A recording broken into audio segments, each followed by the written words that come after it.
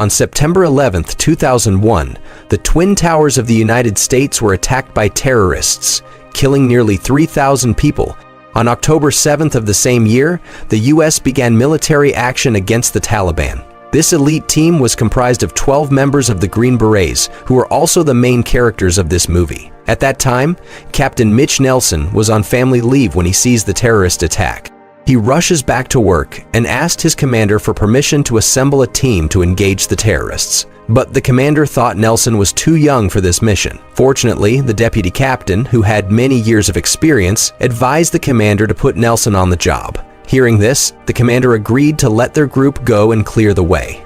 On October 16th, the 12 of them arrived at a military base on the Afghan border. There were many other teams waiting for orders as well. To act as the vanguard to attack the terrorist groups, they needed to convince the base commander. Nelson believed that taking the city of Mazar would contribute to weakening bin Laden and the Taliban. He also said that he would complete the mission in 3 weeks before the snows start falling, which would make it difficult to return home. Nelson then introduces the current situation to the team members. Their plane arrives in the evening and the team prepares to leave. With their ammunitions ready for the war, they head towards the plane. During the flight, a sandstorm suddenly appeared. Some people could not bear it and vomited. Despite the difficulties, they successfully reached the designated point. Nelson ordered the team members to put on night vision goggles, prepare to lie in ambush, and wait for support from the spies. In front of them were 2 fully armed soldiers, making them suspect that these 2 were not comrades. As the 2 approached, they set up an ambush, but unexpectedly encountered a large group. Many people holding guns comes running towards them. A friendly face ran over, and Nelson then shouted that they were all allies, and in fact it was just a misunderstanding. After meeting the spy, they took them across several mountains, then to a militia area. The next day, gunshots rang out continuously. The task force was ready to fight, but when they went out, they realized that General Dostum was patrolling on horseback. Shooting into the air was actually their way of greeting. General Dostum did not welcome their arrival enthusiastically. He mistook the deputy captain for the commander, so he hugged the deputy captain again and led him into the house. At this time, both teams sat around the table. The atmosphere became very awkward and intense. Everyone held their guns in alert position. Captain Nelson took out the prepared bottle of wine to get to General Dostum. Seeing that Captain Nelson was shallow and young, General Dostum asked why a young man was talking to him. Immediately, both sides pointed their guns at each other. Thanks to the advice of Nelson and General Dostum, the situation was temporarily calmed down. General Dostum asked Nelson why the people following him had the eyes of assassins, while he looked like someone who was incapable of fighting. Nelson said that if Dostum wanted to see him kill, he should just lead him to the Taliban.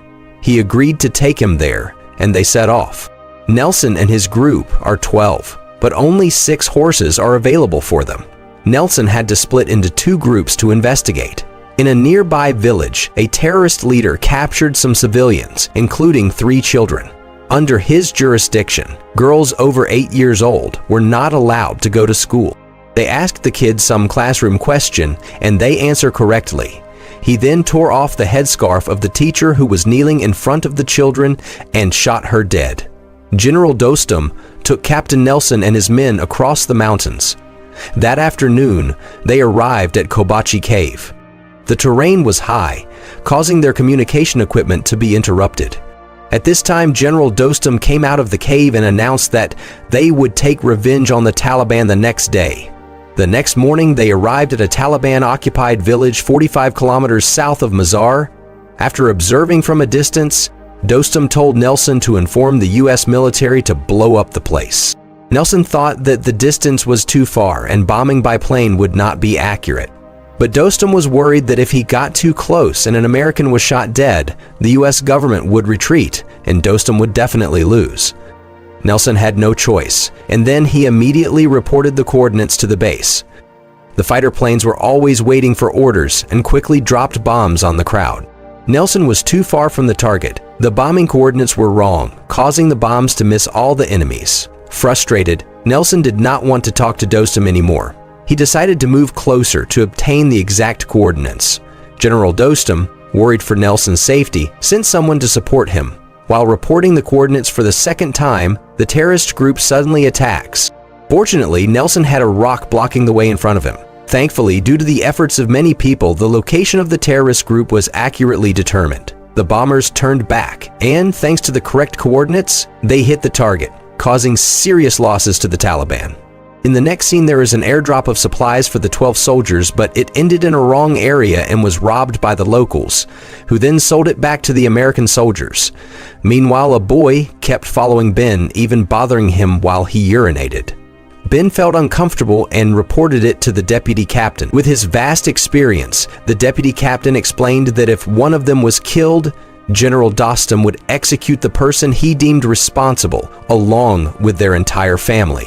This made Ben sympathize with the poor boy, and he immediately took out a lollipop and offered it to him as an apology. The next day at dawn, General Dostum and Nelson's group gathered on top of the mountain. They attacked the Taliban for the time, causing the Taliban to panic and flee. General Dostum ordered his entire army to advance, taking advantage of the chaos to attack. His intention is to eliminate all the terrorists.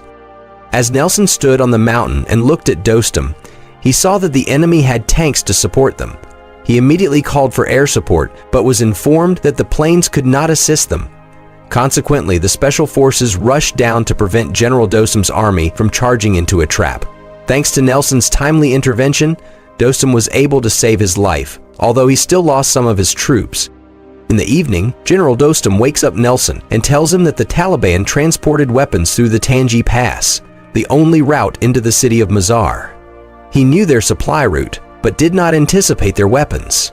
That night, Nelson contacted his deputy, announcing that the entire squad would assemble to prepare for the next attack. The deputy was also old and could not endure riding a horse. He feels exhausted when they reach there. On the third day, Nelson organized another attack. Unexpectedly, the rebels were extremely cunning, hiding inside and intending to snipe from the bush. Nelson was completely unaware of the approaching danger. Although the deputy commander above had observed everything, he had not yet reported it, which caught the army by surprise. Nelson escaped from the dangerous situation and hid behind a wall to return fire. Dostum rushed forward recklessly. He did not want to miss such a good opportunity. Nelson understood that he could not abandon Dostum, so he ordered the team to continue supporting him. Despite the difficult situation, the rebels were still determined not to surrender. With his support of snipers above, Dostum's army continued to advance strongly. Dostum then picked up an anti-tank gun and fired directly at the Taliban's firepower, creating an opportunity for the entire group to leave the battlefield safely. Their next target was the terrorist group's headquarters, but to attack it, they had to pass through a narrow mountain path that was vulnerable to ambushes. On the 16th day, they destroyed several outposts on Tangi Pass. The road to Mazar was not far away. At this time, the deputy captain informed him that another special forces team had contacted Lord Atta, one of General Dostum's rivals, and was on its way there. Nelson reported this to Dostum, who was furious because he didn't want to be a tool of another lord. Therefore, he decided to end the cooperation and leave immediately. The 12 special forces operatives could only rely on their own abilities to complete the mission. Otherwise, the terrorists would continue to attack the United States. The team leader divided the special forces into small groups to lie in ambush in a high canyon, while the team leader and another member were on their way to an observation point. They were discovered by a terrorist scout. Luckily, a sniper on the southern flank aimed at the scout's position, adjusted his aim to the left, and took an accurate shot, killing the enemy. At this time, Charlie Squad on the northern flank arrived and set up a radio station to communicate with the bombers. The team leader ordered a laser scan to determine the coordinates of the terrorists and then informed the plane bomber accurately. The continuous bombing by the Air Force made the canyon a dangerous place. Unexpectedly, a group of terrorists appeared in front of the deputy captain. Some of them raised white flags. The special forces did not know whether they wanted to surrender or attack. They could only repeatedly warn them to stop and not advance. At this moment, a terrorist detonated a bomb attached to his body. The Eastern Special Forces were injured, and when they regained consciousness, the deputy captain was seriously wounded. The members immediately called for an ambulance to take the deputy captain back. The observation posts of the special forces may have been discovered by the enemy. Both the southern and northern flanks were being bombarded. The antennas communicating with the bombers were destroyed. A brave team member ran to pick up the antenna and noticed the presence of a Soviet 122mm self-propelled multiple rocket launcher. After a while, contact was finally re-established. In a moment of danger, Dostum brought his troops back to support Nelson. However, Nelson was under fire from the artillery, with 40 rounds fired in succession, causing heavy damage. Nelson decided to take advantage of the enemy's reloading time to attack. The rebel leader ordered his comrades to load the artillery. Confident in their numerical superiority, the crew felt panicked by the enemy's aggression, and they called in bombers for support. However, because the target was too close, the aircraft could endanger their own crew. Nelson realized the weakness of the artillery was that it could only fire 40 rounds at a time, and the enemy needed time to reload. Nelson quickly led the charge forward. The main forces followed, entering the battle. They realized that this could lead to heavy casualties, but they only had about 2 minutes to act. They were fearless, full of enthusiasm to attack and completely destroy the enemy. At this time, the cannon was fully loaded again and launched a series of attacks, but could not be effective due to the close distance and quickly ran out of ammunition. When Nelson gave the order to prepare to destroy the cannon, he was suddenly hit by an explosion and fell to the ground in a daze. Seeing that the situation was not good, the Taliban leader immediately fled. While fleeing, he drove his car into his own bomb nest, and the car could not continue moving. The leader was killed by Dostum. Nelson announced that the group had won a great victory. Nelson told his deputy how he wanted to return.